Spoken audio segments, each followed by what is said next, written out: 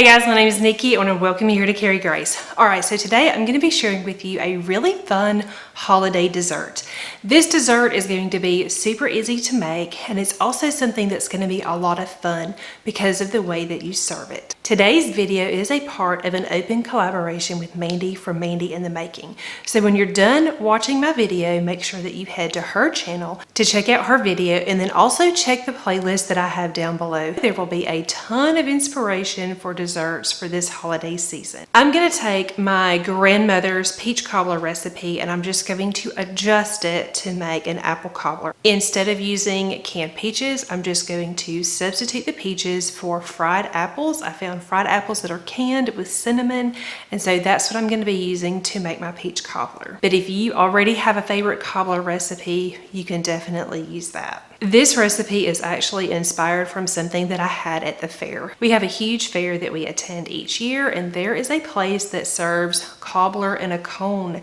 And y'all, it's my favorite thing. I've had the peach cobbler in a cone, and I've also had the blackberry cobbler in a cone, and there is something about eating warm cobbler and a big, huge waffle cone that is just so much fun. All right, so let's make that cobbler. The first thing you're going to do is put a stick of butter in the pan that you're going to use to cook your cobbler in. I like to use salted butter. You're going to place this in the oven while it preheats to 350 degrees. This is going to melt your butter while you work on the rest of the cobbler. To make the cobbler, you're going to need 1 cup of self-rising flour, 1 cup of sugar, and 1 cup of milk. You'll also need 2 cans of the fried apples with cinnamon. The next thing you want to do is take your self-rising flour, your sugar, and your milk, and you're going to pour those in a mixing bowl. Then you're going to just give them a good stir with a spoon. We're not trying to fully incorporate this. We kind of just want to make sure that all of the ingredients are nice and wet. The batter will still have some clumps in it when you're done stirring it up. You're not trying to get rid of those. The batter will also be a pretty runny texture at this point, and that's totally fine because it's going to sit here for a minute before you put it in the oven, and as it sits for a minute, it's going to thicken up and be just right.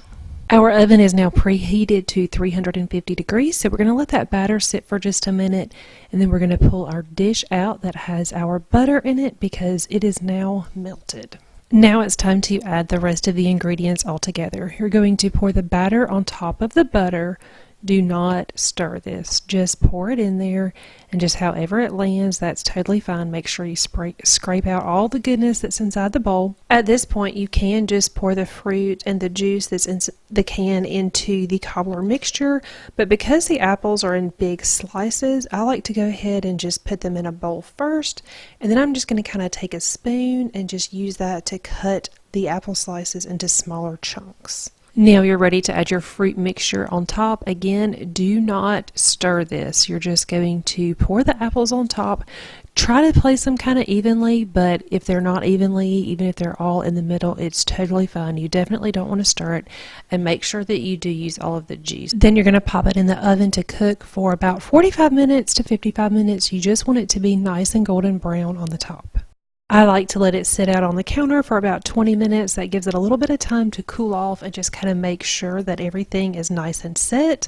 And then it's time to grab your waffle cones so that we can start filling them up.